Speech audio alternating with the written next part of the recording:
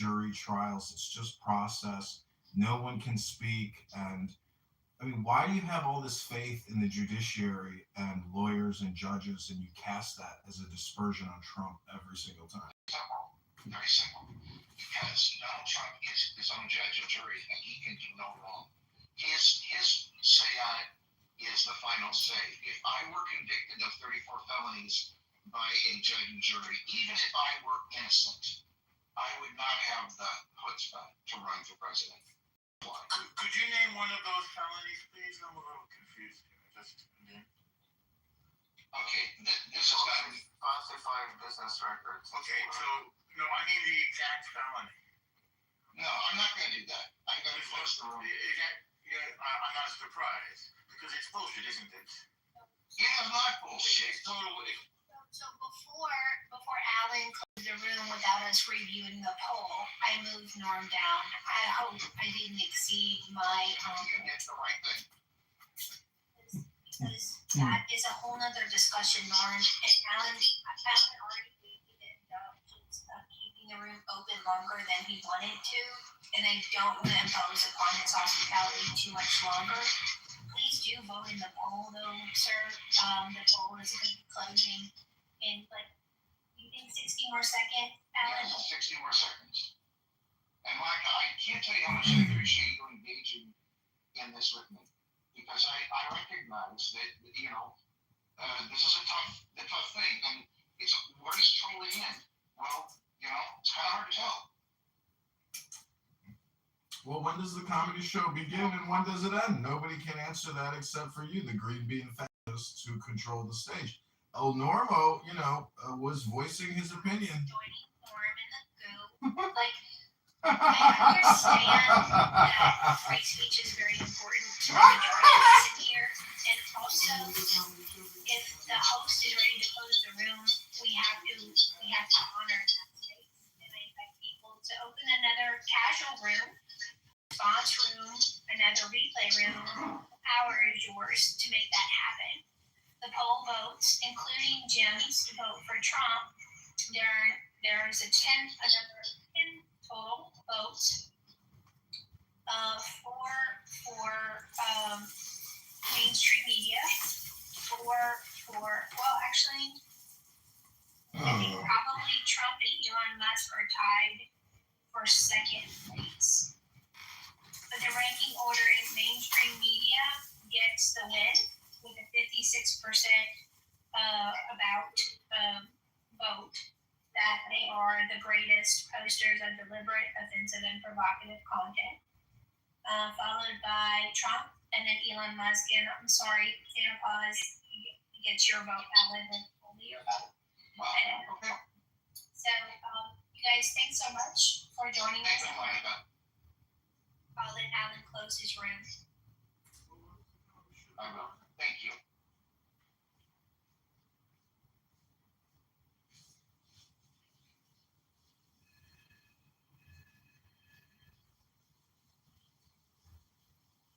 One that has all these little star thingies in it, kind of looks like a balloon. The other one looks like the actual atlas, something made out of that stone or black rock structure thingy with window. That's the one he's actually describing, which is interesting. It's on there.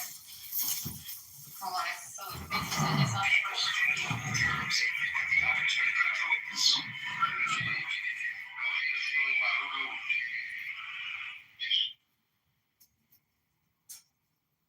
Damn, that pizza's fucking good.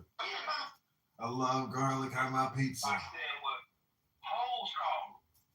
And out of many of women that haven't called me a pimp, it's not a fair assessment.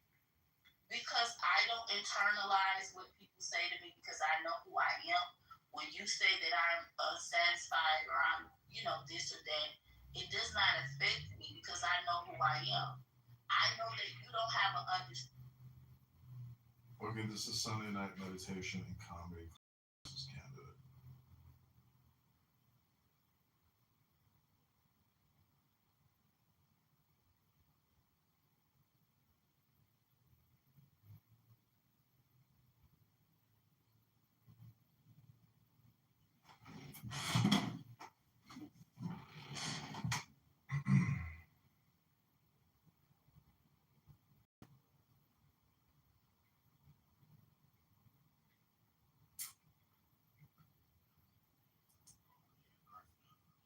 Excuse me.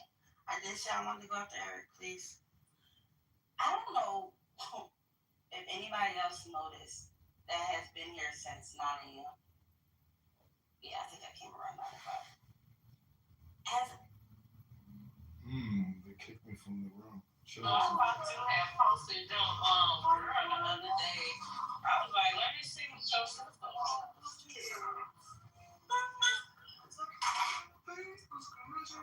Okay, it was you. This nigga too busy singing. He don't even hear me talking. I said your sister was cute.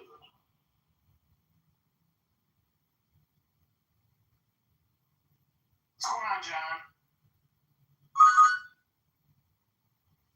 What type of women are recreational use only? I mean, I was thinking like, what kind of women recreationally use cannabis? That's what I was like thinking that this title was about or something like that. No, I was just putting up some random title. Oh, that was funny in the room. You started talking about the Federal Reserve, and then they kicked you down. Did they kick you down or no? In which room? The Monica room where she was nodding. Oh yeah, she kicked me down, but she just wanted to like protect Alan and give him this little safe space. I think Alan's low IQ too. Yeah, there's a lot of low IQ people, but there's also just like a lot of people with different experience reality tunnels that you can't modify nor really criticize because, like he said, he goes to Christian, retreats, and then white men are saying, let's go shoot Mexicans. It's like, what? And then he says, well, it's not quite exactly what they're saying, but they're basically saying, it's like, no, dude, they're not saying that. You're saying that. And you're coming on Clubhouse and projecting what you think is like sitting in the subconscious, memory of like white men or something. It's so stupid. That's why this app is literally, I mean, going back to what you said about him being low IQ, but you can use this. Like I'm using this as content and people are watching it. It's part of my campaign. And hopefully we can raise the collective IQ by doing, content harvesting. I just think, like I said, he's another one that I've noticed with his rooms before. If you like challenge him, he doesn't like it. Yeah, nobody does. Who likes being challenged? Like in an aggressive way, but if you're chill, see, that's why it's nice to have Monica there in a way, because she balances out the liberalism. So, like, good on Alan for agreeing to let Monica do harmonica, Seem to like Alan, but I've only heard him speak once, which was this past year. I like anybody who's peaceful. Like, I could go into an all-black room right now, and you could listen to some 60-year-old guy talking about being a pimp and why he ain't a pimp, and this and that, and you're like, damn. Like, there is not just a cultural and a race issue, it's a class issue or some kind of, like, entertainment issue. But African Americans on this app are so verbal and so there's no meditation happening. So they're totally, like, outward projecting. So, I mean, I need to meet a black Buddhist or something. Be like, bro, what's up with your people, man? Like, do you guys have no peace? Is it all intentional? Do you guys just constantly cause yourselves, Hey man, drama? I'm a black Buddhist, bro. You're a black Buddhist? Yeah, I'm a Buddhist. Yeah, what's up? Speak of the devil and one will appear. Yeah, nah, wait, you gonna beef with us? I got beef with I got beef with the AOS Buddhists in America, dog. Nah, but Buddhists are cool, man. Like, they're just about themselves. You know what I mean? No, they're not. They're about saving other people. They're about saving all sentient life forms. Hey, Tom, how old are you? You look like a child. Bro, I'm old enough. Like, I'm in my 20s, so I'm good. Okay. Live by myself. I got an apartment, so don't worry about me, girl. But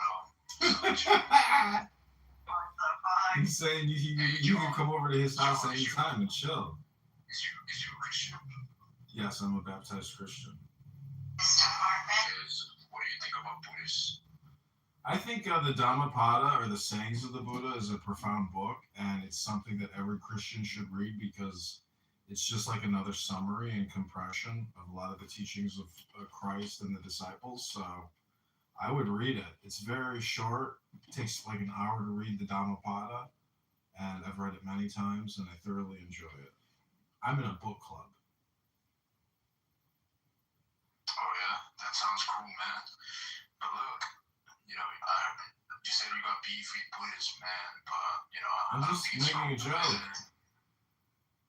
Nah, but like, bro, like, you know what I'm saying? Like, so my parents, right? They moved to China, and I was born there. You know what I mean? So I'm a black Chinese. You know what I mean? But and I'm also a Buddhist. You know what I mean? And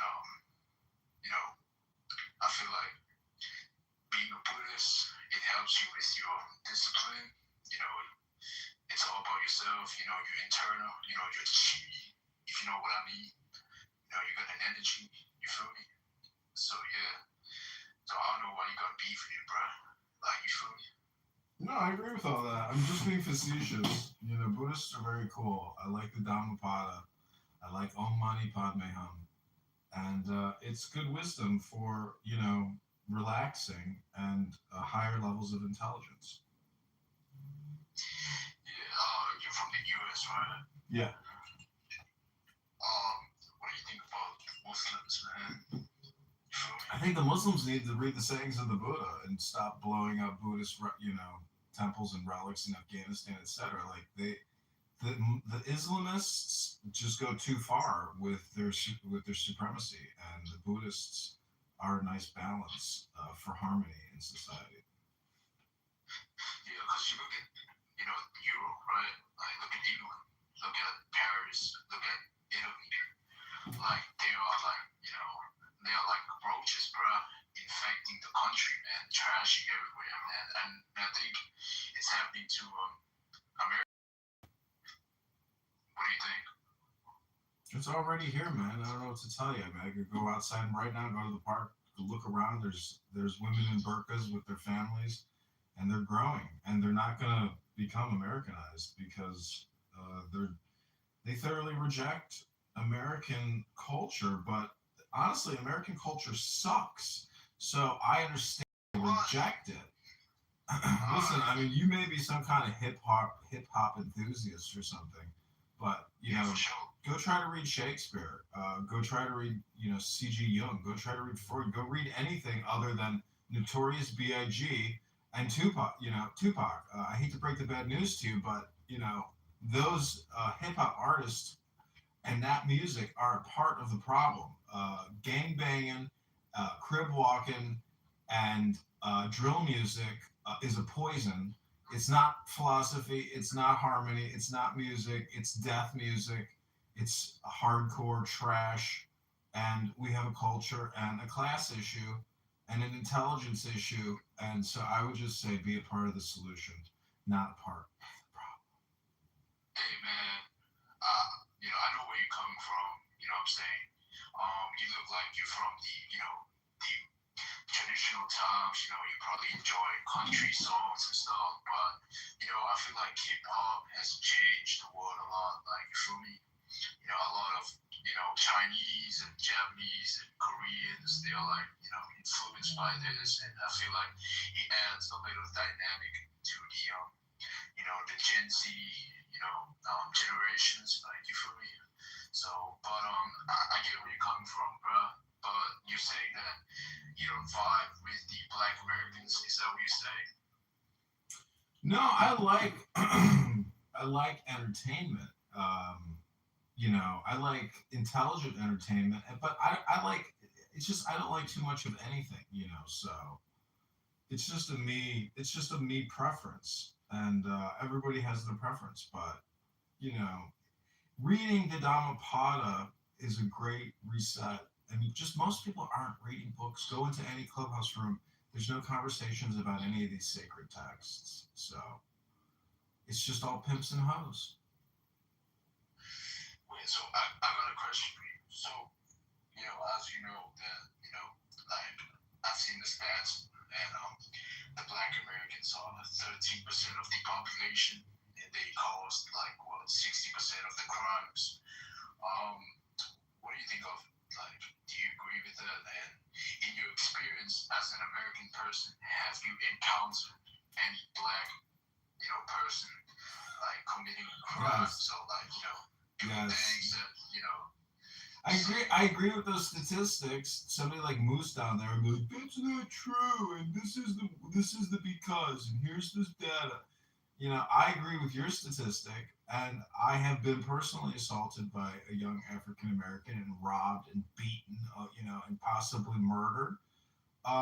So I know not to fuck around and find out. Uh, Keep your head on a swivel and never relax when you're around. So all I'm saying is there is the reality, and then there is this liberal fantasy delusion projection, which is not based in reality. The statistics don't back them up. Personal experience doesn't back them up. Go ahead. Has crime gone up or down in the past 5 years in Chicago? It's not so. See, this is the thing. It's not about what's gone up or down. It's the total numbers. And so, like, DC is the perfect example of gun crime and recidivists, people out on 50 arrests, and they murder somebody, they rape somebody. Enough is enough. Bring back capital punishment. Hire 1,000 executioners in this country. Purge our prisons of everybody on death row, and get the next set ready. I say we start murdering murderers, murdering rapists, and we do it at scale. And we stop housing these people at $100,000 a year and stop taxing ourselves to house murderers. It's a pretty simple 22 to the temple. It's my opinion, maybe controversial, but I'm ready as a congressman to hire 1,000 executioners to go work for the Department of Corrections. You sound like you want to take a page out of Sharia law. I'm being a little facetious here and provocative, but I don't know if you would say that that's a page out of Sharia law. Yeah, it is like in Sharia law, they kill their murderers and they kill the rapists. But Singapore does the same thing too. Like, drug dealers are basically executed. It's one of the safest countries in the world. Like, they don't fuck around. Like, to John's point, you don't have a higher citizen rate there because once you do a crime, you don't do it again. Yeah, and a lot of the people who are committing these soft on crime, cash bail crimes, like the person who was burned in the subway, there's just so many incidents. It's out of control. And I think that Trump going into Chicago, going into Seattle, going into San Francisco with U.S. federal law enforcement and National Guard deployments is long overdue. San Francisco is completely overrun by drug zombies, by illegal narcotics, the worst of the worst. We're not talking about Miller High Life and cannabis, my two favorite chemicals. We're talking about hardcore drugs like fentanyl, opioids, other types of synthetics. It doesn't matter. Like, we are letting our fellow citizens rot in the streets. I mean, it'd be better to put these people in prisons than to just let them linger in the streets and slunched over in these fentanyl overdoses. I mean, why can't the police arrest these people for being in public spaces slumped over, completely high in fentanyl? Like, what are we paying the police for? Why are we paying for all these prisons? What are we paying all these property taxes for if we're not going to actually enforce the law and assist our fellow humans and citizens in saving themselves? They're going to die. So I say be proactive and be aggressive. Now is not the time to, with Trump in office, we have a cultural revolution, a cultural framing, and America can clean its act up in a way that it's never been able to do before. Hey, John, I agree with you, man. Because as a black person myself, sometimes I just feel like, I don't want to. Aren't you Chinese? No, I'm a black Chinese. Like, you know what I'm saying? You're a black Chinaman. Like an African American ADOS Chinaman? Yeah, like black Buddhist. Like, that's what I told you. You know what I'm saying? Got it. know what I'm saying? And I've been seeing my people, doing stuff, and sometimes I just feel like, I don't want to associate myself with those, you know what I'm saying? Because I feel like there are two types of black people, you know what I'm saying? One is black people like me, like civilized and like, educated and smart, you know what I'm saying, like me. And See, this is the problem. There's no such thing as black people, white people, yellow people, brown people. There's only intelligent people and stupid people, classy people and shitty people. Thank you for waking up some sense. American people and non-American people. It's got nothing to do with black or white or yellow or brown or purple or gold. It's got everything to do with intelligence. Do you read books? Do you have a degree? Do you just, run your mouth with ghetto nonsense and ebonics all day long? What are you talking about? What is your focus and your concentration on? Are you here to just rap, Tupac and Biggie? Because funny money. Oh, you got me mistaken, honey. I don't want to rape you. I just want the papers. The capisha. I'm not like the papers. Who's the head honcho? Slick like Rumacho. Cool like Camacho here on Clown House. You see what I'm saying, Tom? It's words. It's linguistics. It's communication technology. Alright, so what's on real quick? Go ahead. Alright, so Tom, I don't want to preface by saying that no disrespect towards you or anything like that, right? So please don't misunderstand what I'm saying. Yeah. Are you familiar with what a psychological operation is? A psyop. Are you familiar with that term? So, like, propaganda. Okay. So, great. So follow me, right? So what do you think is the best way to, like, if the family structure is the backbone of society, right? Going deeper than the family structure, you have connection with your roots, where you come from, your traditions, all that stuff, right? So what do you think would be the best way to subversively get people to detach from their culture, detach from any tradition or any values? What do you think would be the quickest way to do that? Hey man, simple as that. Knowledge is power. You know what I'm saying? I feel like, more people should read books and study. So let me ask the question again.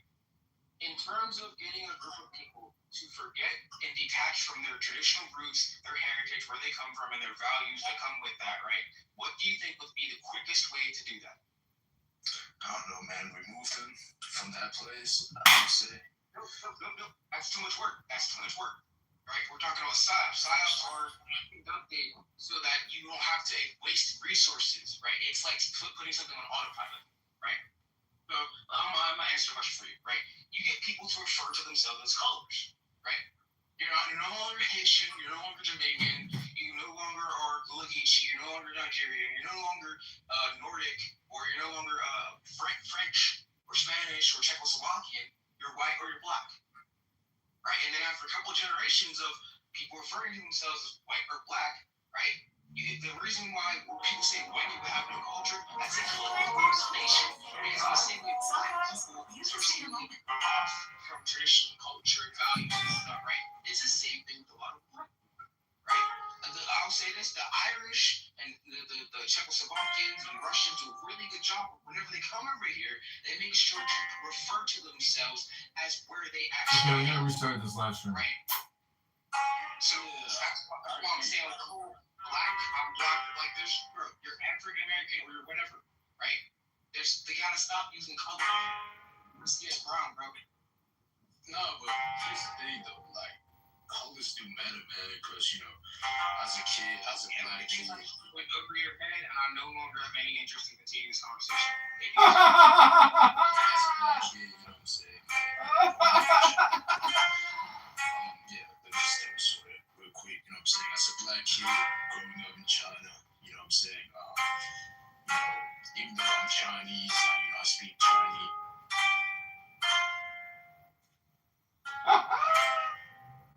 Sorry, my finger slipped. Why you do that? He's a black Chinaman. How is this so racist of you? He grew up on a Chinese wall, on that big China wall. They used to keep all the black people out. He made it across and them to the goo. You're so racist. He told me not to didn't understand anything. Like, I don't want to figure it.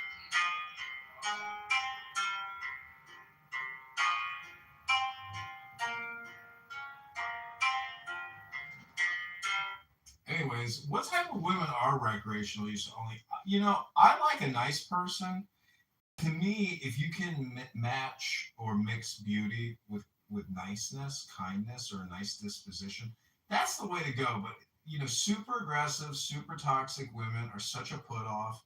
Because then you have to like basically tolerate that type of behavior because there's no way to like correct it, and they will be rude and snotty and parsnippity and inconsiderate, not loving, and just so self-centered and narcissistic that they're basically unlivable. You cannot live with that person. You can only merely have occasional encounters with that person because they're just so aggressive and can be mean and there's just no. It's such a personality thing. It's like you know, if you can find beauty, brains, kindness, all those things like together, there's just no perfect package. Is what I'm trying to say. It's very very difficult. It's best to get married when you're young. If you get married young, yeah, if you get married young, you can develop your personalities maybe together.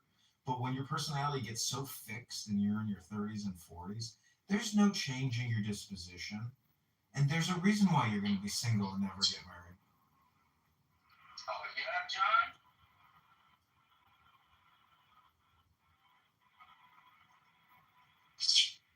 I appreciate you, John. John, I dead ass didn't know that. The more you know.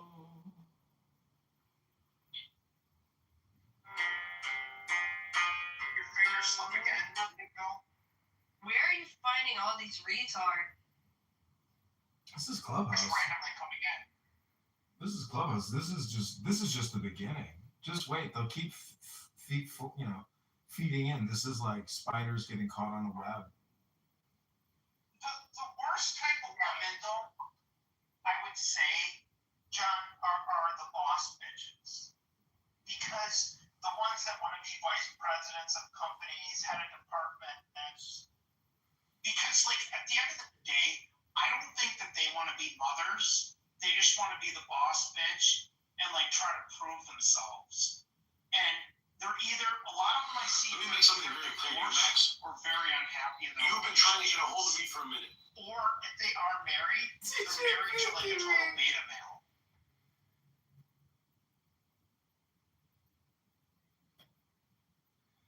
See, this is where, I don't mind dating an alpha female, and like that song, Girls Are Players Too. It's like you can be a player, but the moment you start being rude and obnoxious to me is the moment that I immediately begin losing interest in you.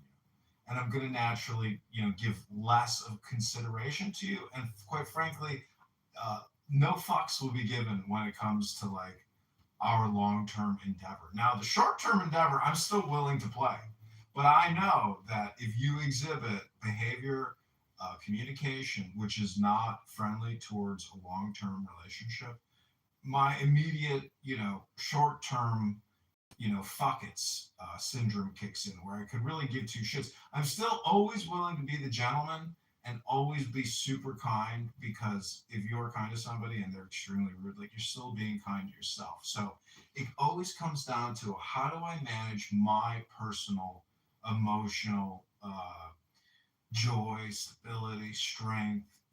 How do I not let the mind virus that you're infected with intrude upon my joy and happiness?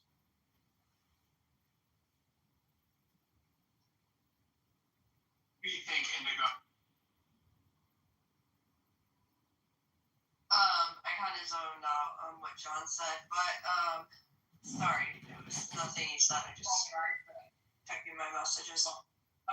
Yeah, I think, yeah, okay, so I don't see anything wrong with. If you don't want to be a mother, that's fine. I don't see a problem with that. I don't see a problem with those kinds of women. What I do see a problem with is women completely disrespecting themselves, and then perpetuating single motherhood. That's what I have an issue with. And those are the women I would say are recreational use only, because you don't respect yourself, you don't respect your body. If you're just having like 4, 5, 6 different children, fathers, like, okay, this is on hand. So, yeah, I know a girl, she's a bartender, is friends with her, whatever. So my buddy and I used to always go to this local pub. And she worked at Ford on the line, like a UAW worker. She was making pretty good money. The work's not always consistent because they always have layoffs, temporary furloughs, and things like that. So you pick up extra hours. And, good looking lady, but you can see she got some plastic surgery. She had 2 kids from 2 different dads, and she was never married to either one of them. Plenty of kids on wedlock, whatever. That's not a deal breaker. But every guy she met cheated on her, and nobody took her serious. And she couldn't understand why they were so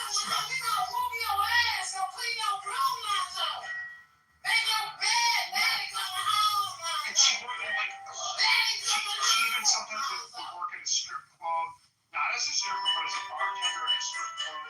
And again, in a marketplace that pretty revealing because she needed that attention.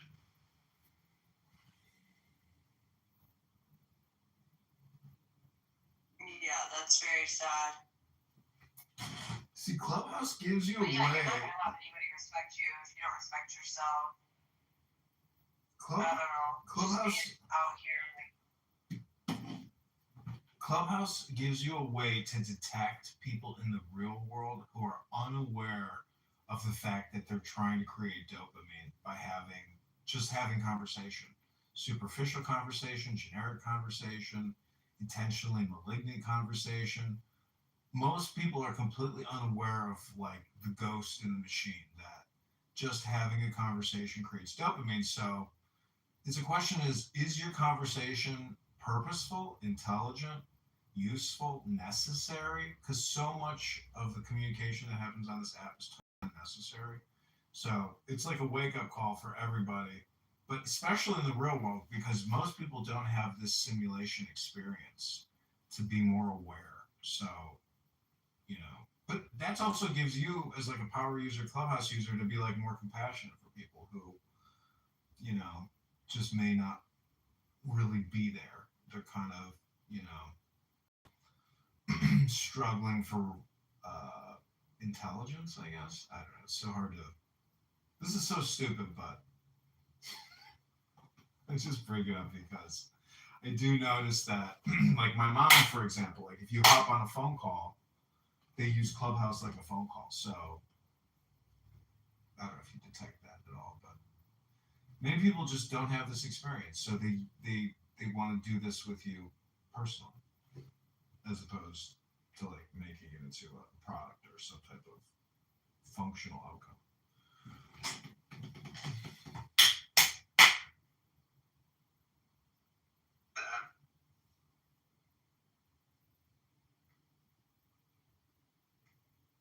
Yeah, like I said, Indigo, like nobody is gonna wipe up this girl because when she says all this stuff and like guys don't respect me, it's like you kind of brought it on yourself. And I feel sorry for her kids because both of her kids are messed up. probably because she's bringing those strange men around her kids. Is this something she's doing? She's bringing men around her kids. Yeah, I think so, but they see that their mom's like some basically like sex symbol, and like one of her kids is in high school, and like you just kind of wonder like what her classmates see when she shows up to school, like basically wearing her provocative. Like you see it too now, like a lot of there's kids that are committing suicide because they find out that their mom's on OnlyFans, and like their classmates find that out and they get made fun of so badly. It's horrible. Once you put yourself out there, it never goes away. Well, you can Yeah, update. Nick, that's so true. You just said something that's so true, and this is one thing that I wish more women were aware of, especially women who have children. I didn't know some of these kids are committing suicide. That's absolutely awful. But yeah, this is like, I think this is a conversation that needs to be had amongst women more often. Like, if you have children, what do you think your child's going to think when they see you naked online? Like, honestly. And how are they going to view you after that? And then how are they going to view themselves after that, because they are a product of you? Once you're on the internet, it never goes away.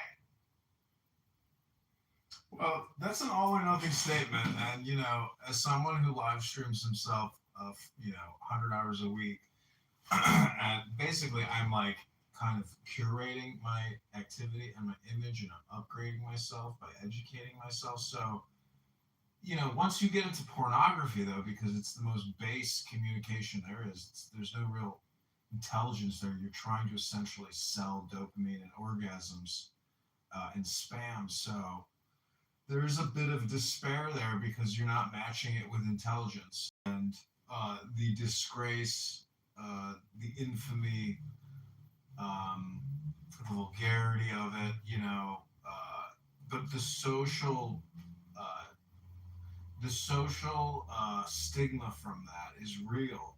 And in the real world, if it does get out in a small community, holy shit, you're verboten. Like, you're the trash now, and the people in society that you can pick on and disrespect because you are getting rammed in your ass on OnlyFans, and that's your mom and your dad or something. So, but really, you can clean yourself up because you can delete things off the internet. You can file privacy complaints and have things removed, but you can't really fix stupid.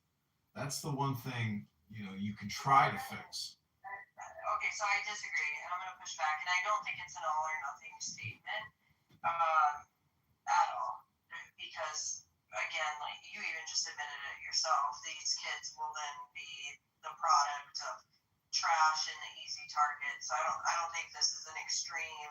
I think this is as realistic as it gets. And I have kids myself, so this is like something I've thought about in depth. And I don't post provocative photos of myself online, and I don't send them to any partners. But my thing is like, if you post something like that of yourself online, or you're doing OnlyFans, at any time that person, anybody can screenshot that. So even if you want to do some kind of scrub or whatever, it doesn't matter. Somebody already screenshotted it. It's already out there. It's not going to go away. Yeah, but your reputation is really based on a Google search, what the first 10 to 100 results are. Most people aren't going to dig further if somebody's trying to dox you or something. So I can barely hear you, John. can you hear me, Nick? He's still kind of so far. No, he's pretty good. I'm just saying that so much comes down to your Google reputation management that if you just Google John Kitover, you're going to see a lot of political stuff. If you dig deeper and deeper and deeper, you might see me in my underpants doing yoga in the sun. And according to Marshall Rankin, those are piss-stained underpants. So that makes it even more disgusting. But, if you think exercising and stretching and reading books is, disgusting usage of the internet and your cell phone, I would just say staring at TikTok and looking at 300 miles of TikTok news feed over the course of, 2 weeks and spending 3 hours a day looking at your phone like a zombie and not creating anything is the problem. So we have a bunch of consumers who complain all the time that the content sucks, but they don't take the effort or the time to create anything of any value. And that's what this app is. It's a bunch of lazy, fat, disgusting meth head, alcoholic, angry smokers who come on here and use their green bean fascist power to basically make themselves dopamine. But don't forget, the root word of dopamine is dope. And there's a lot of dopes on this app that dope up with dopamine, and they're stupid on top of it. So that's the type of dangerous world we live in, where stupid people have fascistic powers, and unfortunately, stupid people often dictate the narrative or the headlines and control the cyclical nature of our communication paradigm. Trying to say is you don't hang out in politically correct, or the new improved Democratic Party. New and improved? How did it become new and how did they improve it?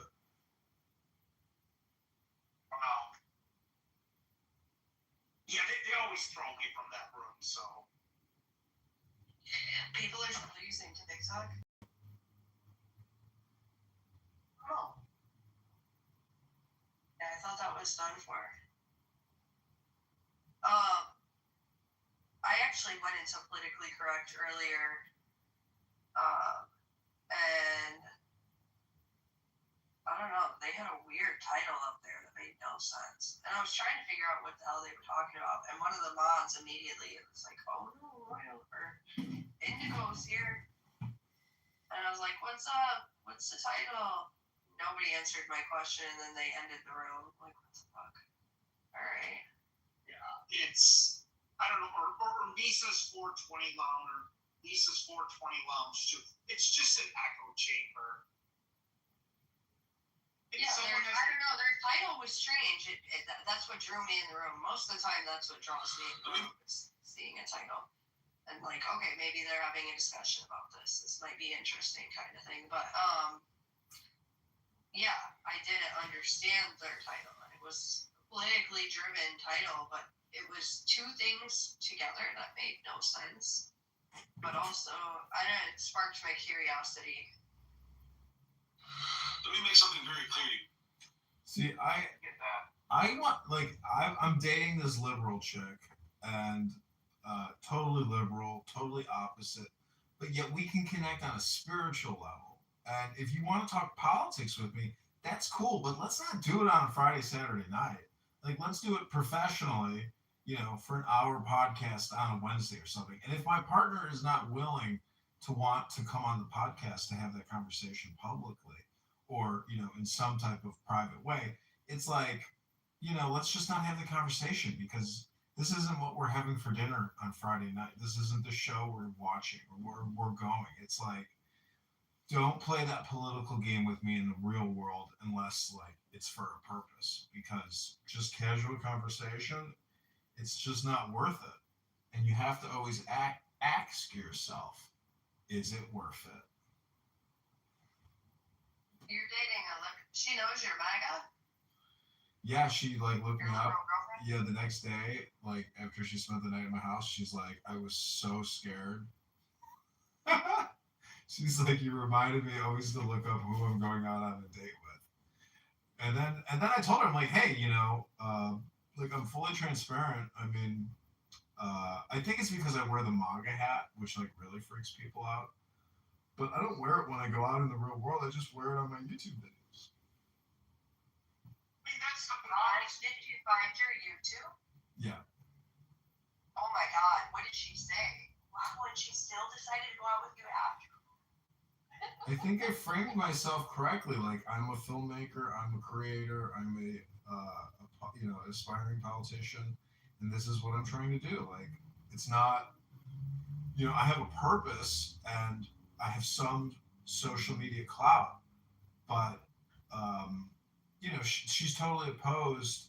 But the thing is, like, most people are so superficial. It's like most people just want to go to a concert and have a nice dinner. Like, how politically active are you? Are you outside that ICE detention facility with a protest sign 40 hours a week, filming them and putting them on you? Like, how far politically are you? Or are you just one of those superficial complainers who hate, the white person with the hat on? I mean, like, who I are you? agree with you actually on that statement. Yeah, yeah, no, I can resonate with that statement 100%.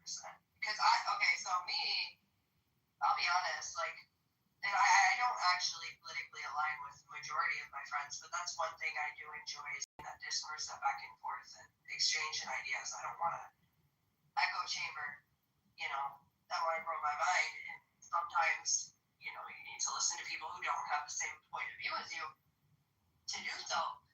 But me, personally, I'm a protester.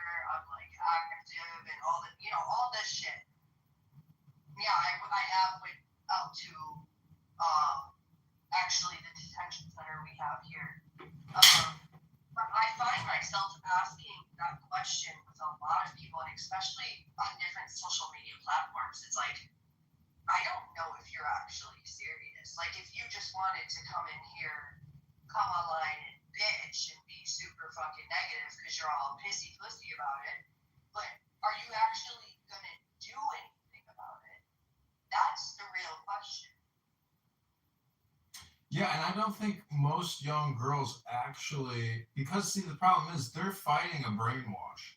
And the truth is, most young women want security, they want safety, they want assets, and a girl gotta eat, and a girl gotta pay the rent, and a girl gotta pay those college student loans. And so all of this, like, political activism in a way is very superficial because you can't fully commit to the cause and stay alive. But it's really, young women are like spies in a political movement if you're in the liberal leftist camp. So, as God, a you're so right. yeah, as a MAGA Republican, I hope people understand, or a girl that I'm dating who's a liberal, like, knows that I know certain quotes that say, women of the party are the biggest gulp guzzlers of the dumbest slogans and lies, but they're also the most potentially violent, vitriolic, dangerous. Um, when pushed, anybody can be put in a corner, and next thing you know, they become a ravenous wolf. So be careful about who you box in, or, I mean, this is all just hypothetical, but who wrote 1985 George Orwell? It's a George Orwell quote about young women being the amateur Big Brother is spies. watching out for you. Big Brother is looking out for you. The thought police are here. Yeah, question authority, think for yourself.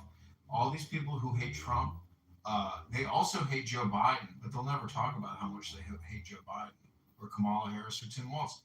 I mean, nobody's going to be happy with the presidency. Every president is committing crimes on a massive scale. It's just what the presidency seems to be doing.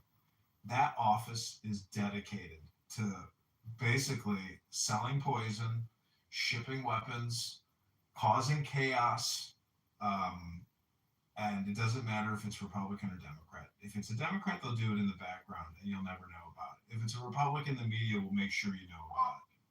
John, I think the one thing that's coming to fruition is, well, we've all known about this, but this nasty Pelosi's like net worth, how she's making $175,000 a year, but she's worth $400 million. Her stock portfolio outperformed every hedge fund out there, and like all this stuff's coming to fruition, but I don't know what they're gonna do about it because she just deflects from it every time. Yeah, I wish I had hundreds of thousands of dollars to buy Google call options and be right. Yeah. What I'm saying is all these people, like, how they can legally insider trade. Really? Let me make something very clear to you, Max. You've been trying to get a hold of me for a minute. And it was I didn't bother reaching out to you. correct before they kicked me. And they said Trump was. I said no. Woodrow Wilson. He gave us World War I, the income tax, and the Federal Reserve. And then probably next, I would say, was FDR. I didn't bother reaching out to you until you and that slime. Lyndon Johnson.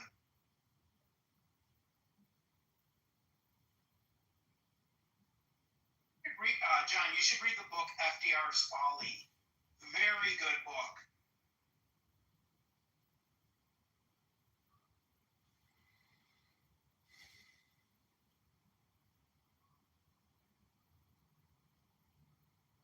But anywho, How's it going, Indigo?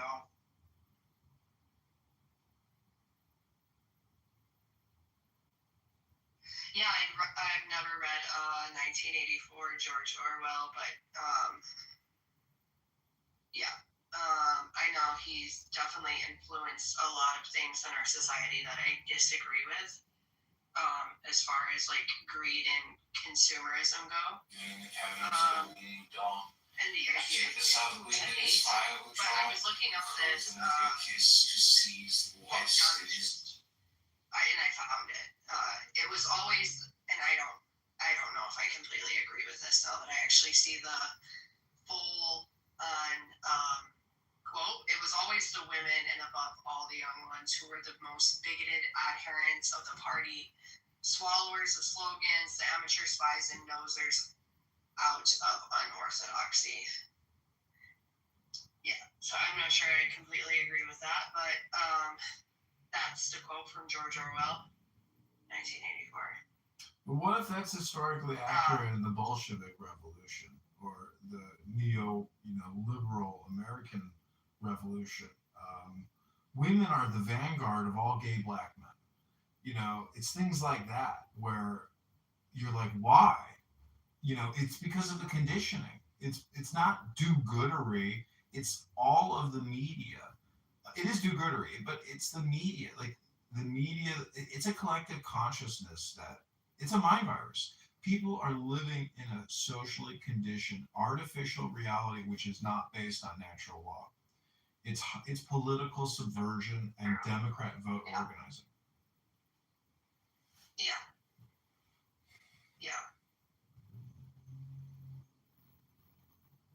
I find myself more left-leaning than liberals. I usually find myself arguing with liberals the same way I argue with. You can try to get a hold of me for a minute. I didn't bother reaching out to you until you and that slime bag Severino and this Botox Barbie idiot decided to try to embarrass and humiliate that young girl on your show. I find meeting ground a lot You of guys the weren't time counting on me blowing up the spots, now it's all coming back on you. You want to come on our page, you want to run your mouth and talk some shit? Bro, come sit and talk to me directly. Think it'd be center left. Let's see what you have to say face to face. You want to sit down at the table, you want to have some coffee, you want to have a matzo ball? We can do that. I mean, leave my name there's a out of lot your of mouth, things like as far as like the United States maybe I have a continue bias to be the because of douchebag with the me reputation that you give. understanding my actual Let's see where it history takes and you. I've been here being for of the 16 years. land. Yeah, you haven't done shit. I've been here for 6 There's a months. lot of And I'm things that ready I'm to like, blow yeah, your I ass don't out of the think we water. should uphold a lot of what God we bless you. have here. L'chaim, shalom, and have a great night. I'm definitely in favor of like a revolution, like restarting the economy. You'll eventually see them soon. Because like people are really getting fed up with all this money printing, inflation, how badly we're being lied to. It just takes time to people like two people can barely afford to get by with college degrees to barely buy a house now, barely do anything. I mean, that's not good. It used to be in the 50s that one person had to work and you could have 4 kids in one house. The problem is in the 1950s, a house was like 1,300 square foot and had a basement. Now every house is like 2,500 square feet. Were the most bigoted adherents of the party. Swallowers of slogans, amateur spies and nosers. We've just become so obsessed with consumerism, but then again, they put all these like electronics in these cars to make them so damn complicated, and that's why they're so freaking expensive. But Indigo, here in Michigan, people won't buy cars. We have no economy. In 2008 and 9 and 10, like how badly our economy suffered. Like, if we have no automotive industry, we're dead here in Michigan. So many people fled back then. I remember that. He had retired from GM back then, and they basically, he was thinking about working another year, but he like took his buyout and said, screw it. And then right after he retired, things got a whole lot worse. So, but he came on my side. They never lived sell, they save, they underconsume, and self-sacrifice, and they're doing okay. So, unfortunately, a lot of people weren't in their same situation. My parents were actually pretty well off. My mom was very, very, very smart when it came to money. And also, like, we had moved during the whole time the housing market was crashing. But my parents were building a house before it even crashed, so that kind of, I don't know, I think that's what saved our ass, is the fact that, like, they'd already, forked out all that money they needed for our new home, instead of having to deal with all of that.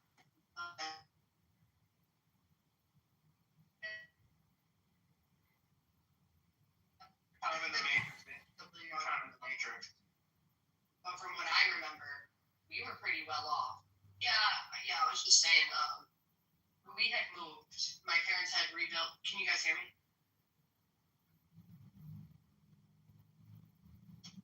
I don't know if you can hear. Yeah, we can hear.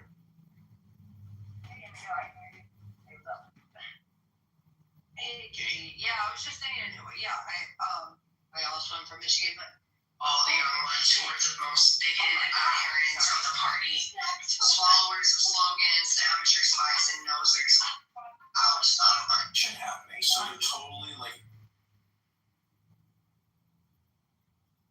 Hold up. Shit happening. You blink twice if you're okay.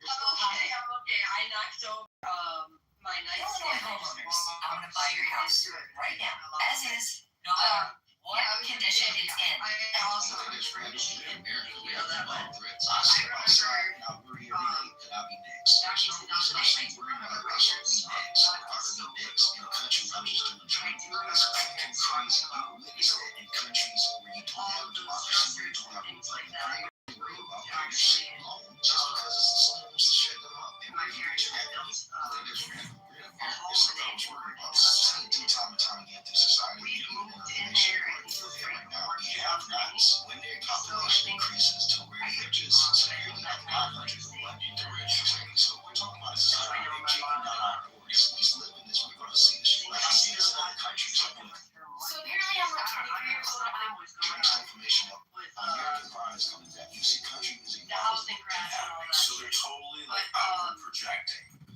So I mean, I need to meet a black Buddhist or something. Be like, bro, what's up with these people, man? Like, do you guys have no peace? Is it all intentional? Do you guys just constantly cause yourselves, you know, drama? You're a black Buddhist? They're afraid that you're going to look out. So speaking of the devil and the devil appear. Or anything like that. It happened. Let me make something very clear to you, Max. You've been trying to get a hold of me for a minute. I am out reaching out to you until you and that slime bag From Severino and this out there. Loans like school bus drivers really Let me make something very clear to you, Max. $1,000 loan on a salary. You've been trying to get a hold of me for a minute. I am bothered reaching out to you until you and that slime bag Severino and this Botox Barbie idiot. For some reason, the intelligent thing to do was like not let them go belly up, and by we as in all of us, any taxpayers, saved them, saved the banks. That's what you're referring to, right? And that's why I'm assuming wherever you're located in Michigan, you guys didn't then also on top of that have a bunch to invest in like automobile and manufacturing. I'm assuming, right? Yeah, so my dad invested in other ways. He never invested into big companies. My dad is he would buy cars and then he'd fix them up, and then he basically would flip things all the time. Brilliant. So yeah, we weren't invested in that way, but yeah, so it didn't really affect us in any. I mean, other than people leaving and the economy crashing, of course, that's, you can't really go around that when they. Right. Bigoted adherents of the party, swallowers and slogans, the amateur spies and nosers. The curve, I would think. He He did what my oldest brother in Chicago is right now. I'll say this and I'm gonna say one. Your dad was in that 08. If you're too nice. You know, and I think that the hottest thing, at least for me, because I was still right in the throes of finishing my bachelor's degree and getting this loving student loan debt, which I paid off.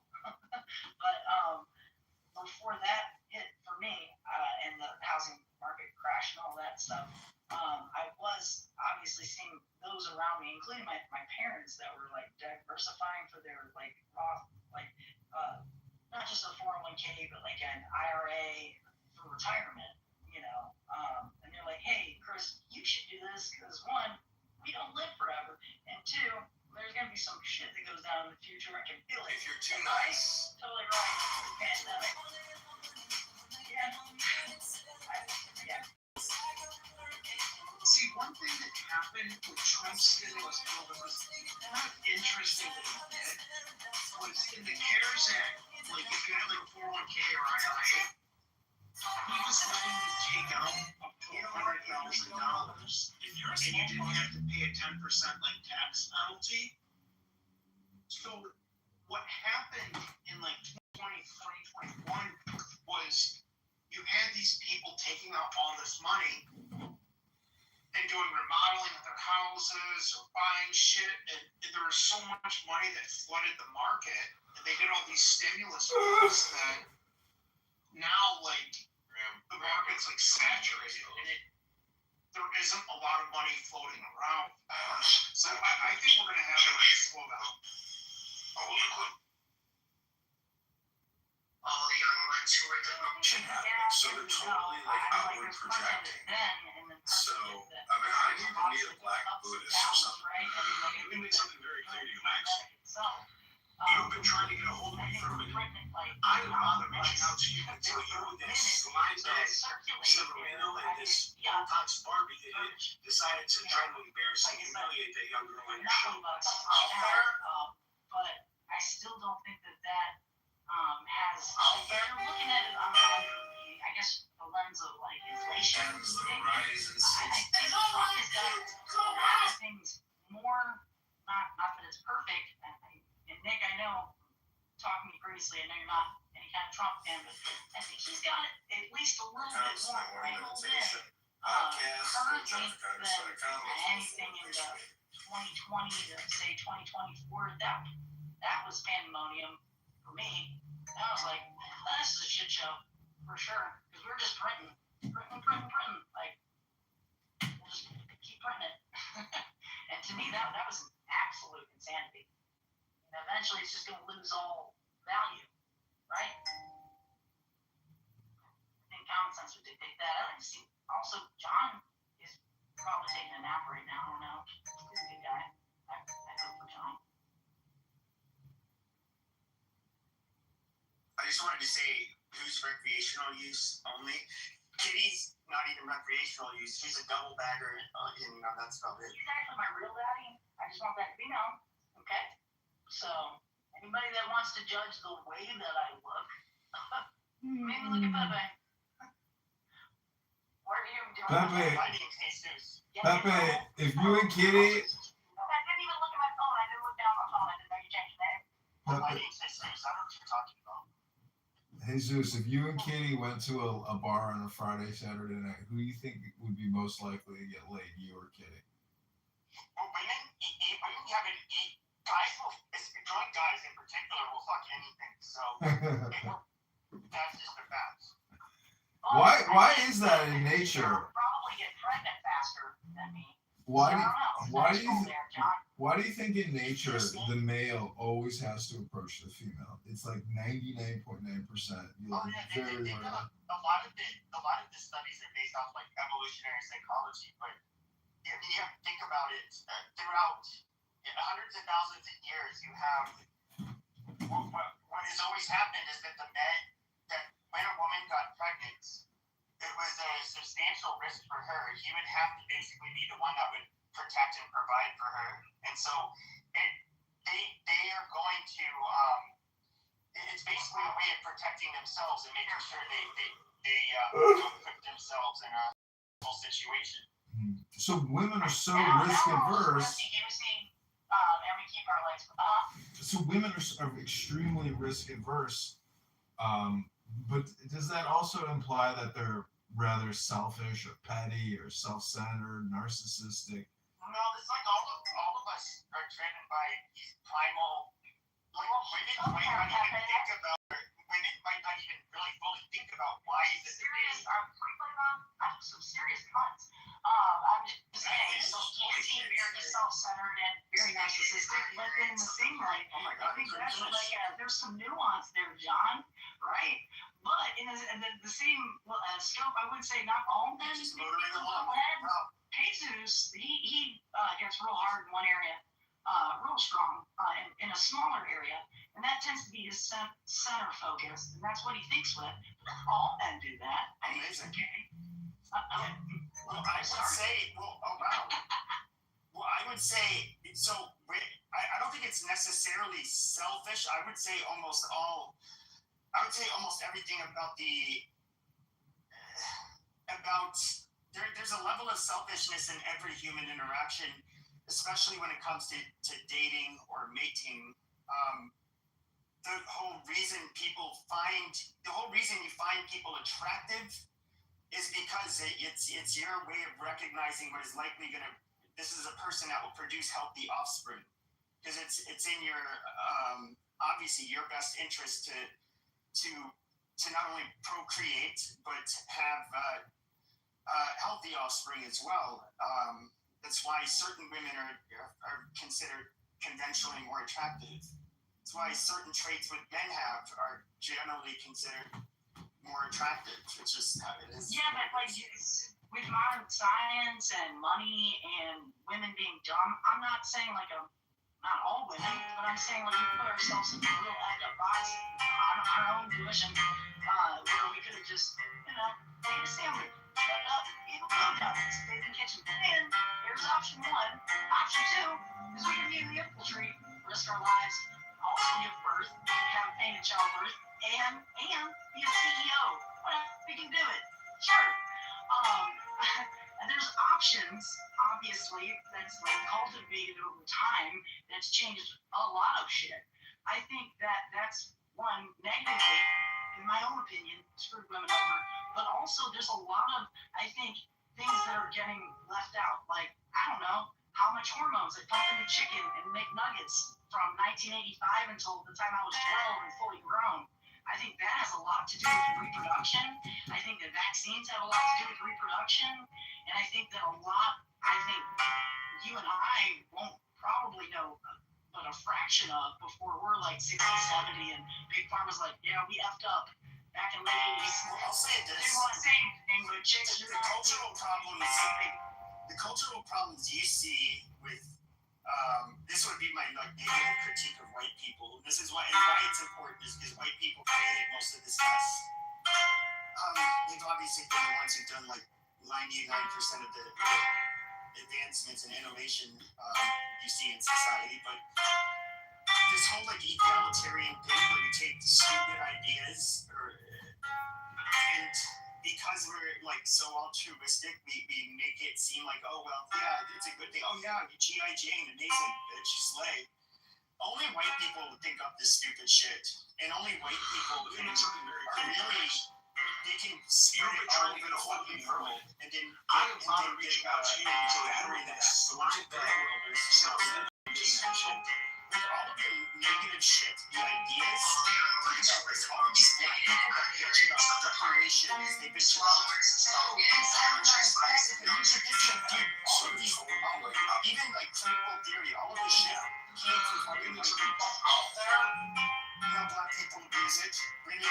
I mean, if you look at feminist theory, if you look at critical race theory, all of that stuff, it all comes from like critical theory. It all comes from right. Yeah, no, I'll say though, and I was with him all the way until he just like got so like hard up time saying it's all white liberal movement. I was like, hold up, I'm not like it's all anti-feminist.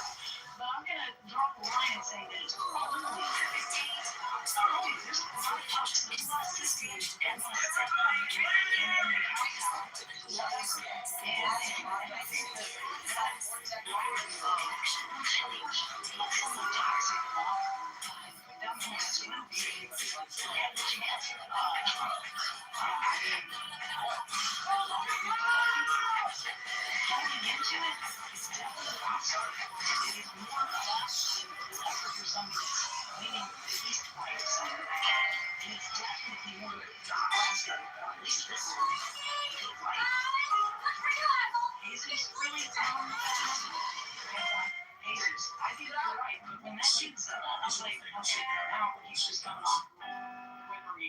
I think it's like part of the reason why just white people. I actually think it might be something that's genetic.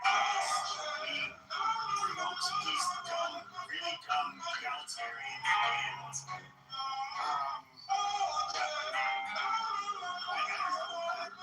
things, ideas, and it gets pushed in academia. It's taken seriously. There was that dumb monkey that was it made a book. It was like anti-racist baby. Like the fucking retard couldn't debate. He did poor on conventional tests. He blew through all of the fucking money he had. Like, and I just remember listening to it at the time. It's like, why are people fucking listening to this guy? He's such a fucking retard. Yeah, that's an And you know, but it's like white people in this way, they are so like, there's some of them that are so like egalitarian that they will put up with it what is largely a fucking monkey in a suit. And like, oh yes, it makes sense, and they'll try to make it sound reasonable to them.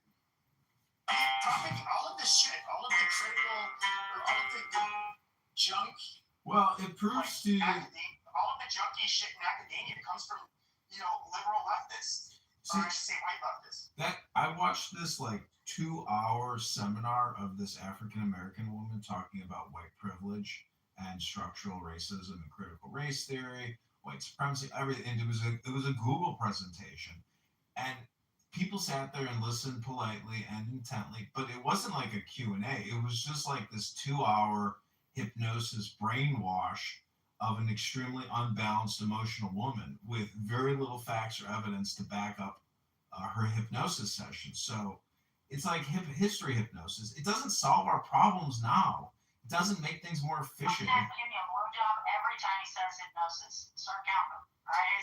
Well, it's important to remember the concept of hypnosis, because otherwise you can get tricked by charlatans who want to basically politicize and propagandize. And it's just nuanced propaganda. It's you could call it intelligent, but if you are intelligent and you realize they're wasting their time, your time, and everybody's time, you just have to shut them down and roast them for being essentially reverse racists and low IQ people who aren't actually contributing anything other than to trying to achieve some type of. It's white fragility, and that you want to uphold the system of white supremacy and whatever stupid shit.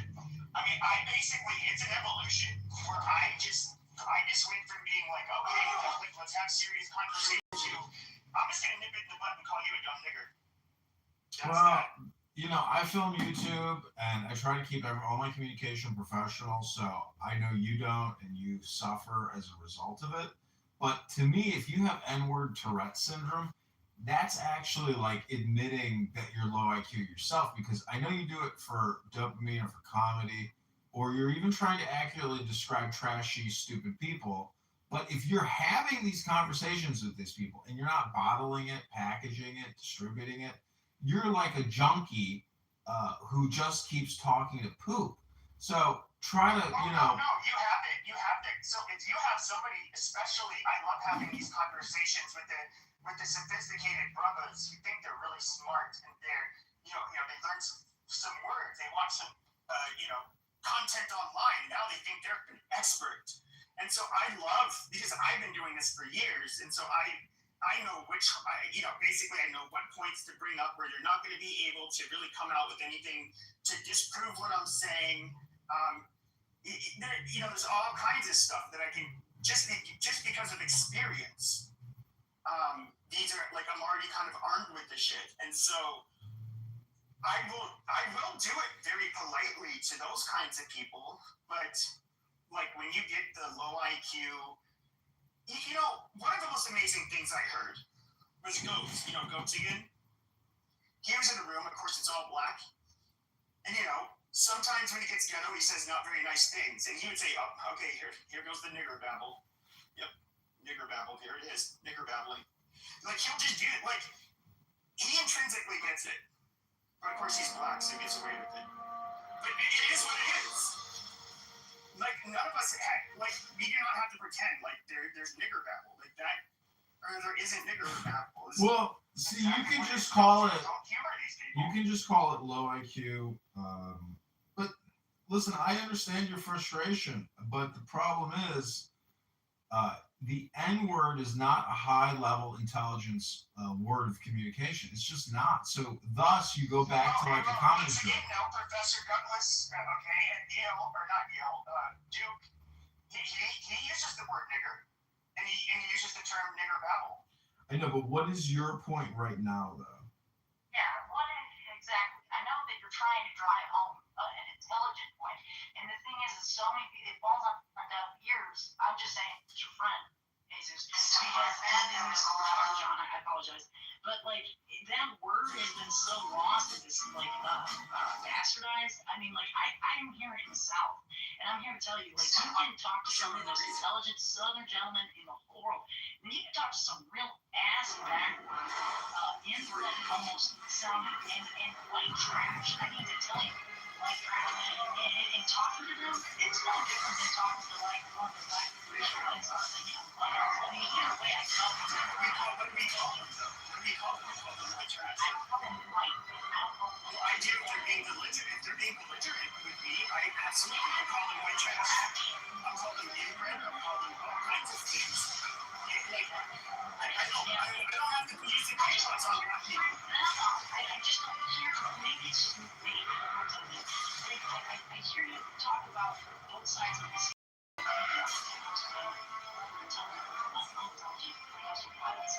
But I think maybe sometimes it feels as though you put a certain category of what you would consider trash people, bad people, the white spectrum above any other scale of power. If you pay attention, you learn to judge. This is No, I mean, if you're a small we have to be fair. I would say it's like in Indian trash, like, you know, feather, not dot.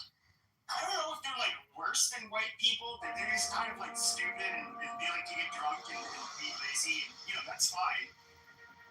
White trash, kind of like they're dysfunctional, but poor black. Yeah, but the difference between niggers and white trash is that white trash at the end of the day generally doesn't hurt you. They generally are not going to do a random act of violence on you. But blacks are, you know, niggers will. And so they are absolutely, I do place white trash above them for that reason alone. So, Pepe, let me ask you a question. If you were the president, you know, like you are in your PTR and you were Francisco Franco, you know, what would you do for we the people? What would your priority be other than coming on a social audio app and using provocative terminology all the time? I deniggerize America, first and foremost. What does that mean? No nigger behavior.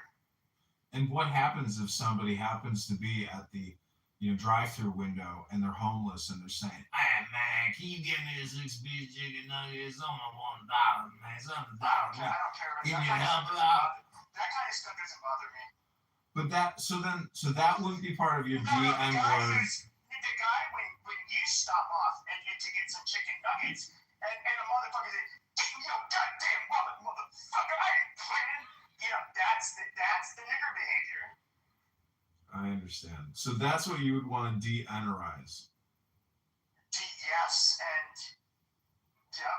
I think we can do that. Okay, well. So how do you do that, though? Do you send these people to a re-education facility to meet with drill sergeants and therapists? Like, what is your process? The ones who stick the gun in your face, no, society won't have to worry about them again. Oh, so you would just do like a Duterte and just go around with a hit squad and just start killing people? No. What I would, okay, ideally, Okay, you have like these big like C-130 Hercules and those what is that really big, the biggest one, the super galaxy that military has, right? And the backs open up. Okay, and we have more water than we have land. Okay, the fish need to be fed. They'll never be seen again. That's all I can fucking say. So would you join the hit squad? Would you man the Vulcan machine gun and spray down the rain of fire upon the people you believe? What do we call Arab trash? It's called sand. It's a sand N-word. Arabs that are in the gas stations, acting like black people. Are they working? Are they working? Not all the time, no. Well, usually they own the gas station, so it's a little bit different from the blacks. See, this is where. Everything is up there, they're not working. And okay, can I describe the trash, or are you guys gonna just dick ride Arab? Yeah, don't let that potato monkey fucking talk over you. Fuck you, Pepe. I'm trying to talk about the galaxy, bro. The plane we were talking about. No, fuck that shit. Okay. Yeah, fuck you, Pepe. Sit out in their garage, they smoke shisha, they call their women bitches, they smack them around, this kind of shit. No, they would go into re-education camps. They didn't have to drop his law, period. Like, I would personally, consider Qurans and art, terrorist material. And so I would outlaw the Quran in mosques. And that's that. And I'm actually not joking. In the United States, I would literally do that. See, this is where I film everything here, so I consider it a show always, or an experiment. And, this is my critique of Jesus. If he were to just say, hey, this is the Pepe show or the Jesus show, and this is a comedy show which uses profane, vulgar language, it's not rated family friendly, you will hear racist terminology, that would be a better way to present, your content or your show. I know you're going to kick me.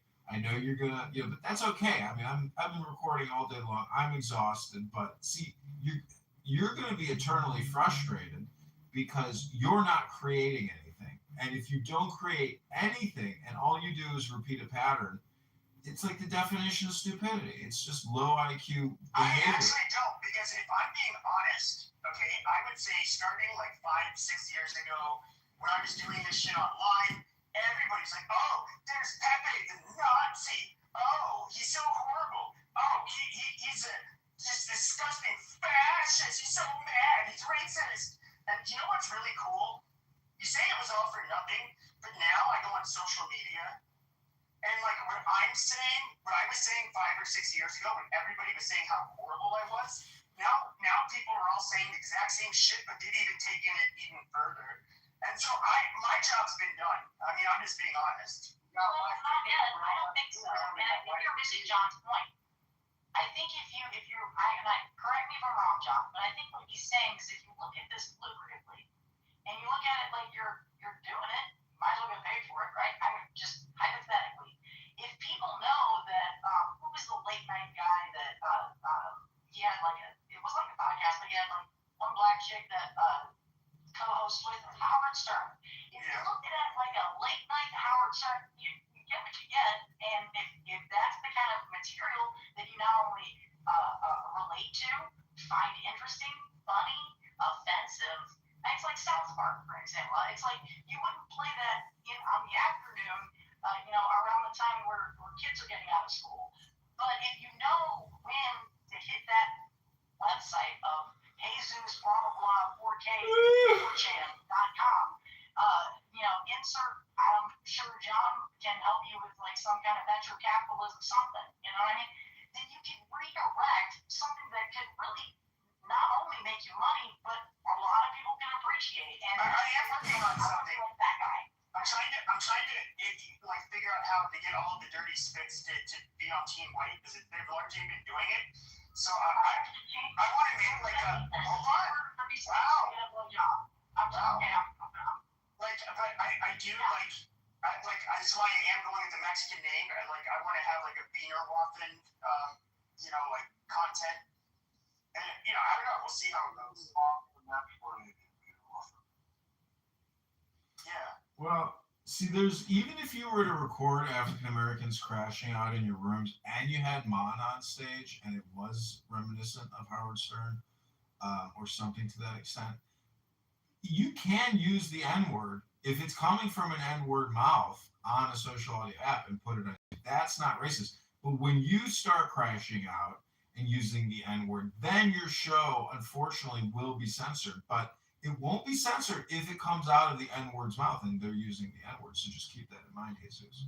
No, I probably, if I did that, I would use I would use a clip from a rap song or something, and it would be nigga, and I wanted to say, these dirty fucking monkey niggers. And then you play like a Kevin Gates song. Hell yeah, I would laugh my ass off, and I would necessarily pay for it, depending on if there was a premium subscription. No, maybe. I know definitely people that would.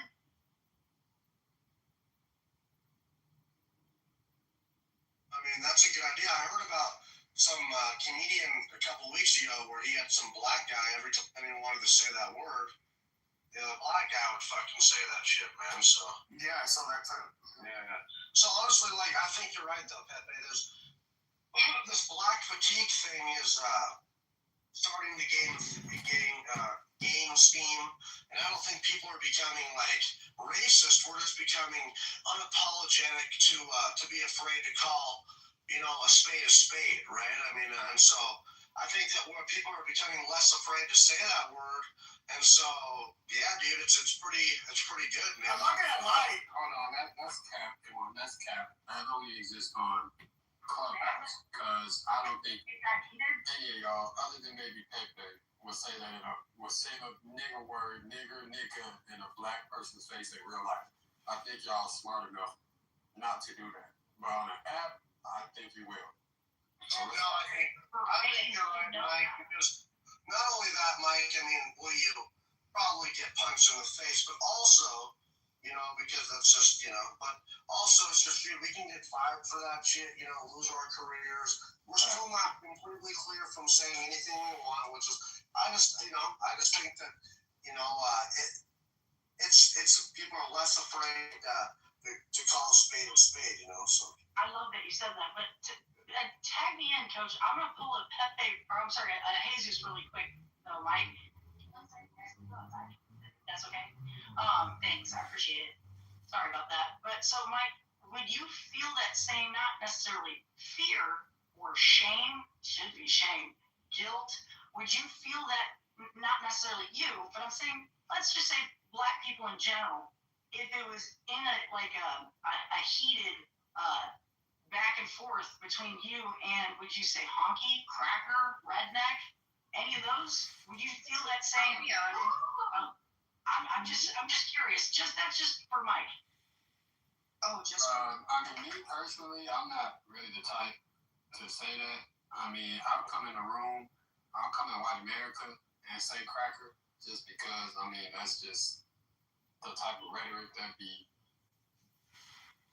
It's on. What you gonna do, tell? Is Michael Irvin currently playing? What you gonna do, tell? It's on, but you don't even know me. Yeah, that's not even his name. Bitch, you sound dumb. Yeah, you looked up a whole totally different sport. I didn't look up shit. You needed to go get a bigger size anyway. That shit is my size. Yes, you got on a fucking go get it. Girl, let's sell it. Just all the things as far as why we should even get together and do land. So you're giving some very good advice. As I said earlier, you got to have your bylaws, your article of organization. Okay, the Jesus is not Pepe Show. This is John.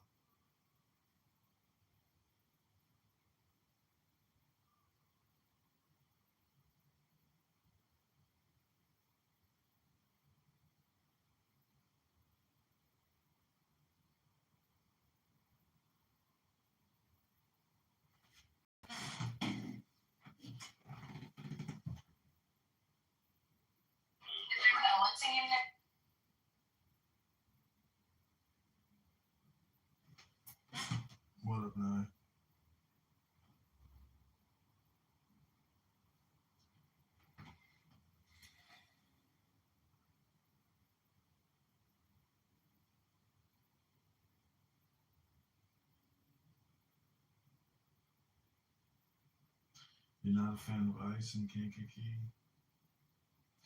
Well, why not?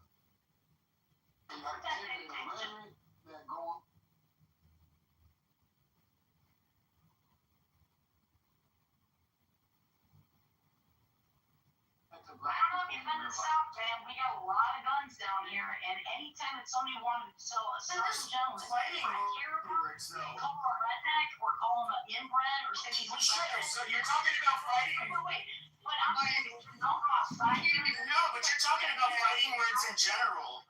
Okay, because if you call somebody, if there's like things you can say where you reasonably expect a fight, like calling another male a pussy, calling them like a racial slur, a strong one, saying something about their family, a family member they so happen to be with. Like if you want to a good likelihood of there to be like a fight with a stranger, you say any of that shit, and they're like, yeah, N-word is up there. I mean, it's. But I don't like. I'll be real with you. Like where I grew up in a ghetto, and you can see by my picture. I mean, I'm not completely white looking. I do have a little bit of a brownish tint to me, and in my face you can tell I don't look completely white, whatever. But I used to say nigga all the time when I was a kid. I'm not gonna lie to you guys, but I grew up around predominantly black. Due process sucks in this country. There's no due process. Everything should be done by jury trial, but how the fuck do you do that at scale? And this was about 5 years Does ago. everybody gotta go to jury trial now 5 days a week? I mean, what the fuck? And they're like, you can't say that. Like Lawyers and judges suck, let me tell you.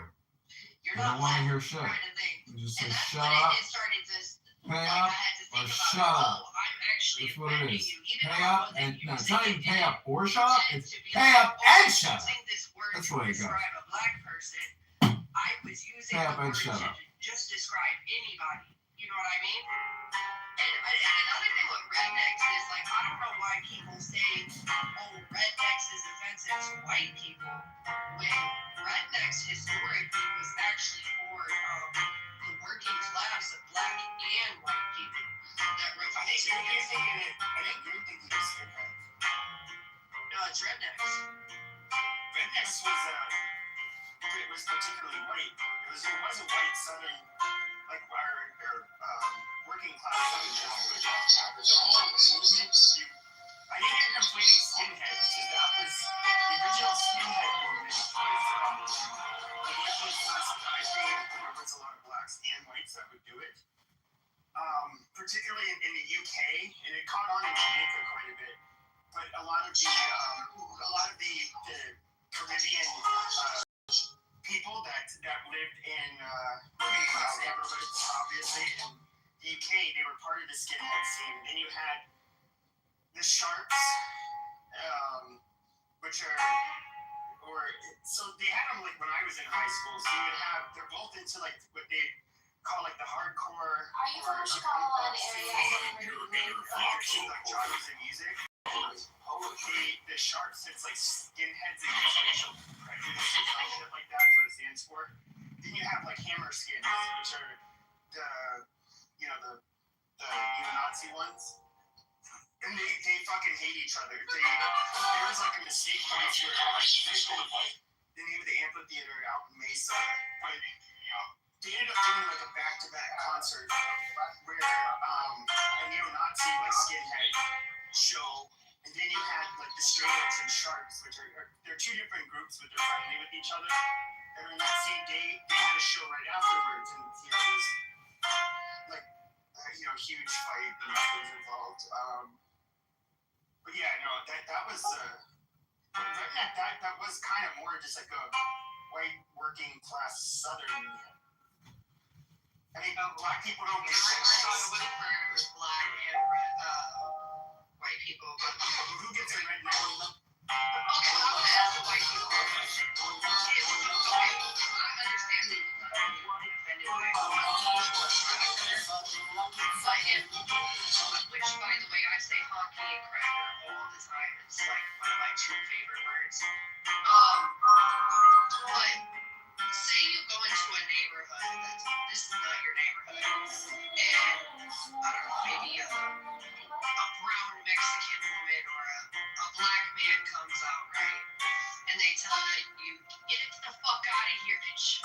be offended by that. They to a white person? If they called you like a pink bitch or something. Mexicans never do that. I don't know. Yeah, I was about to say, can I make it a more realistic, like what happened to me earlier today, and how I reacted? So is be offended by being pink? Hey, yo, baby, what up? Hey, Indigo, you looking good? Hey, girl, I'm gonna Oh. ask for that. Come on. Saying we need, Nice lady. everyone has to be educated in it, otherwise you get taken advantage of by people who are educated in it because they circumvent it Personally, didn't want the advances. because you don't know it. Put myself out there. It's in the Constitution. You're entitled to a jury trial if it's over $10 or $20. I have legal problems. I was denied due process on a jury trial. Shut up, pay up. That's it. And my boss say that puts me in a dangerous blows. Well then, so be it. Born on the south side of Chicago, raised in Alabama, this damn Yankee literally will hold her own when treated like I'm garbage if you talk to me like I'm garbage. If you're respectful, I'll be respectful. Just if you talk, to me, if you're not going to be comfortable calling your mom a whore, a slut, a bitch, a cunt, then why in the world would you assume that you can say that to me, or my little sister, or my girlfriend Indigo? You know what I mean? Like, that's my mentality. Likewise, if I'm going to go with the premise of saying that he's the That's not racial, but that's not racially involved. Like, that's more like an aggressive black man who would probably approach a black woman the same way. Well, I was just trying to make it apples to apples for. Well, it's catcalling, which is still disrespectful, but I mean, it is a different category. I mean, I can only think of a couple times. I don't know if I can recall a black person ever disrespecting me personally, for like racially, overtly, unless like me or him were like arguing or something. But We've been at a bar with I have seen a girlfriend there, and like maybe some hot-looking 6 foot something, all of a beefcake black guy was like, yeah, you don't count. Like your presence doesn't matter because I could get you if I wanted to. If that didn't piss you off, it's never happened to you. I don't know. Nobody really did that to me. No. There's one time where there was like this big black bouncer, and my girlfriend. At the time, she's Hungarian and Mexican. She looks kind of more like Mexican. But like he was kind of flirting with her, and I just kind of shot him a look, and he took like my beer out of my hand and like threw it in the trash. And like he was a big dude, and he's like basically like get the fuck out. And it was like an empty bar at that point. I was like, all right, fuck it. I would say black men for sure. We definitely would challenge a white dude with his girl. If your girl look good, you can definitely say something to your girl. Just because we probably not intimidated by you. That's the first way. So if you walk in the trash, if your bitch is fine, and we see her, Say that. we But gonna you my say guy, and I'm gonna look at you like I don't care how big you are. I don't care how black Yeah, you you are. do. That's not how people work. that's cap. That's cap. You know?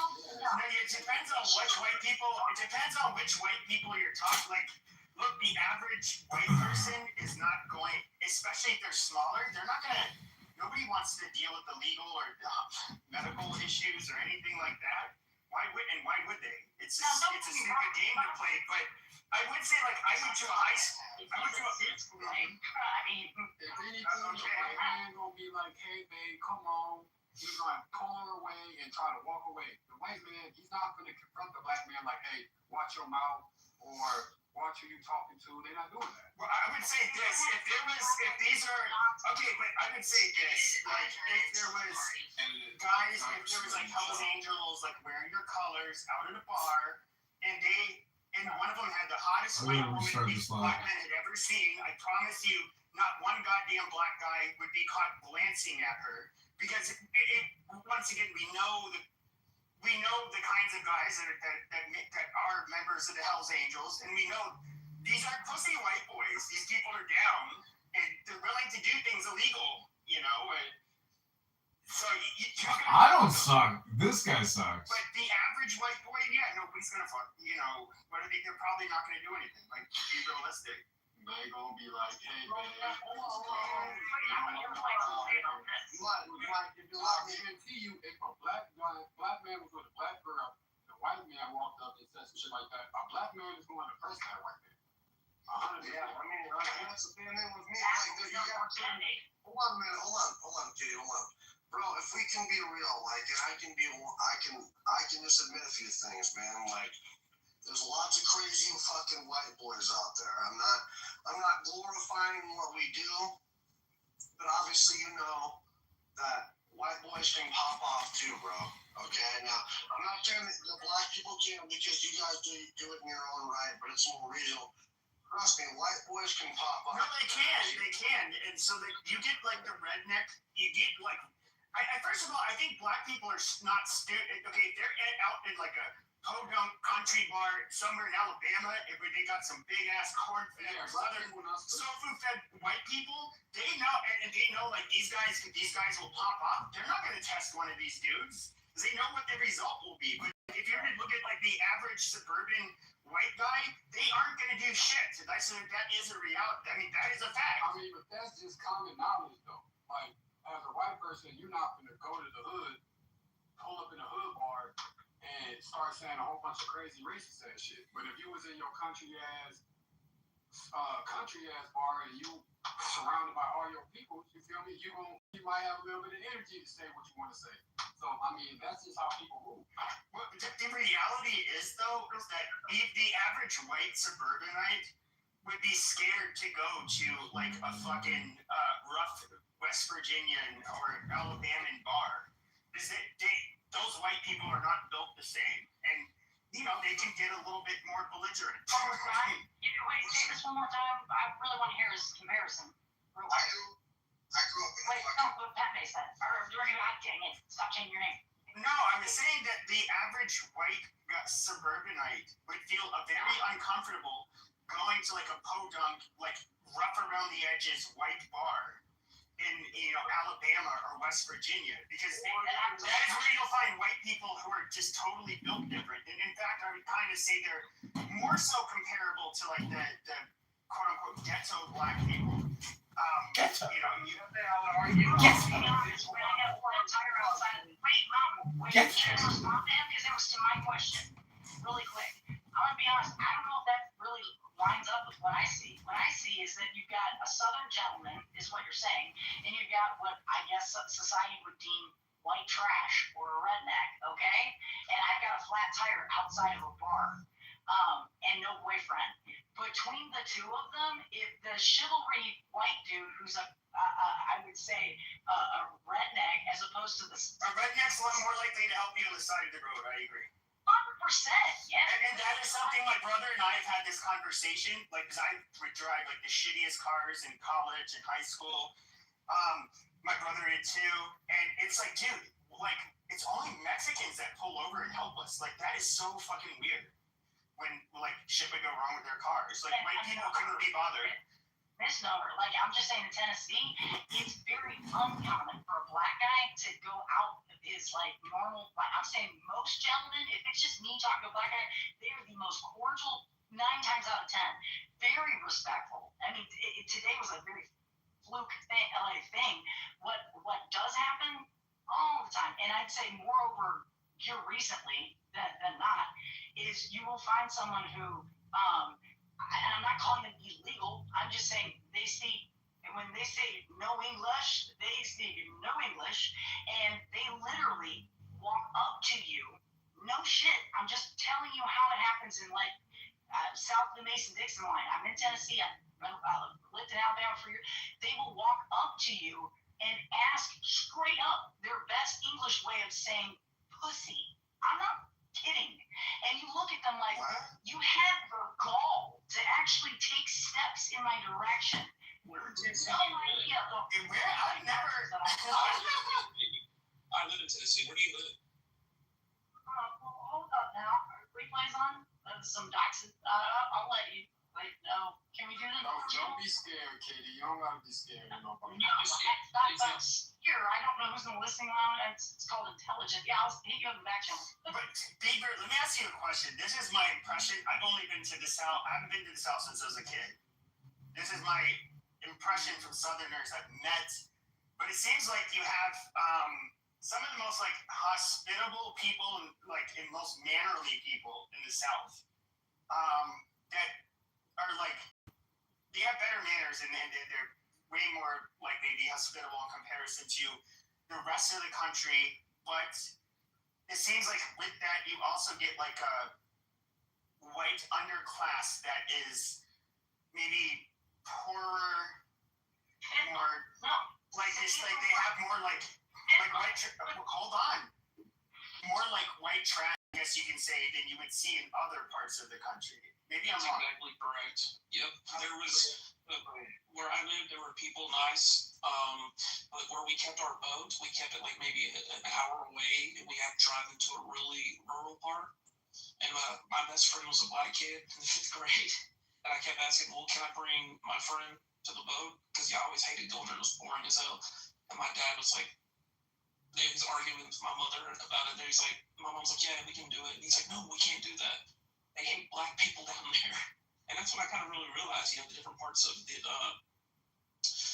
like where I lived in Tennessee. Protection for the black, I'm assuming for your black friend. Yeah, that's what it is. They would cut our boat up or something, like they would retaliate. Because one of the kids down there did say that his dad hates black people. Like, we just don't like him. We just don't like him. And to me, it was such a foreign thing to hear. So to answer your question, yes, parts. If you go to the really rural parts, yes, they're very nice to white people, but they would like, well, we just don't like them around here. We don't like those people. They're not welcome here. And even my next door neighbor in a nice place, she kind of was a rich family, but her, she would say like, well, I like black people, but I wouldn't let my daughter date one. Right. So there's a little bit of that, but she had a heart of gold otherwise. She would do anything. Beaver, that's literally everywhere. That ain't even just down south. That's literally on every section of the country. Literally. Yeah, I mean, my family's like that too. Like they would never bring up black. If you were white in my family, this wouldn't happen. But I would. But my family doesn't like hate black people, and they would like if my family would be disappointed if they heard that I disparage black people. See, like they're 100% against being mean to them. They probably have more class than me, which they do. But yeah, my dad, like, he went to, like, later in life, he was born in Boston, and he grew up largely in Canton, Ohio. And he was saying how, like, it was largely a steel mill town. These were, like, a lot of basically middle-class people. They were just really, he said that, back then it was very segregated.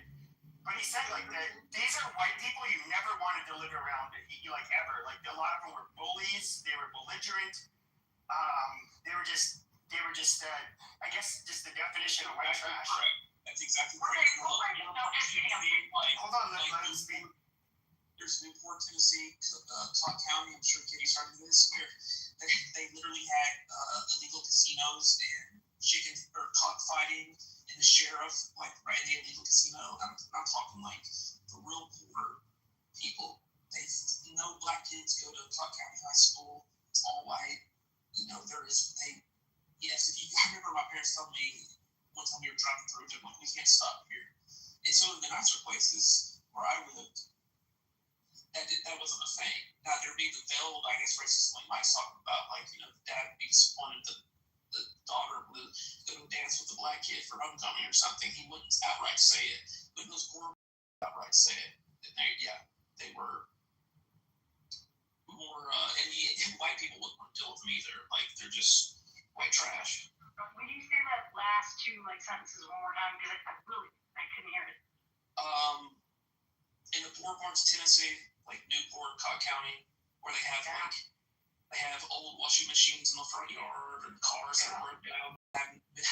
Like, they will outright be racist and say we don't like them. They would stare down a black guy probably. You can find places, I'm sure, in Nashville, Knoxville, Chattanooga, that you can, without the washing machine, that can be just equally as racist. I'll tell you, you can go to the south side of Chicago, and maybe it won't be the same. Maybe you can go to, like, one of the south side Chicago is black, though. Well, it's becoming New Mexico. I mean, it is, though. She is right about that, though. There is a lot of Mexicans that's out there in the South. South Cicero all the way, like, yeah, no, it's, and I don't just. Well, I would say this. I would say the Mexicans are far more. I would say my impression is I know the gang things are whole gang thing is way different out here. Like if you're in jail, if you go to jail here, or and includes the prison system, and if you have Latin Kingdom membership or it takes those two signatures or two people sign off on it.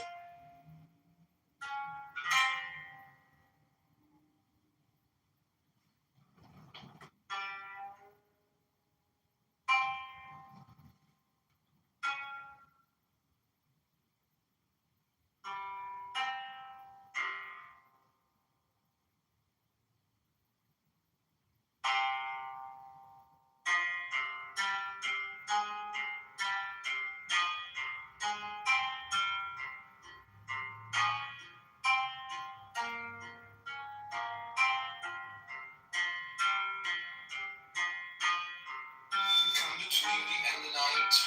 It was my queen till you arose. You come between me and the light. Come between me and the snows.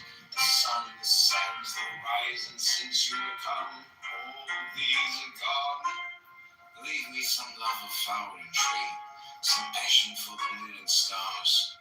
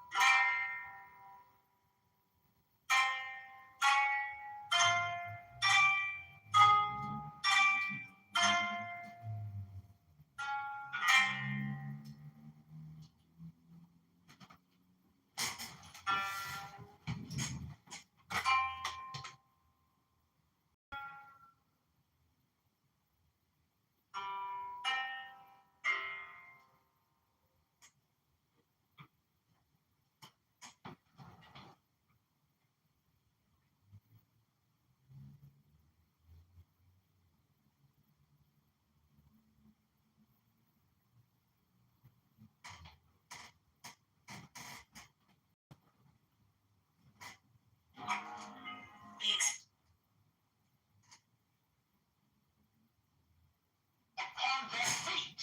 I'm a trading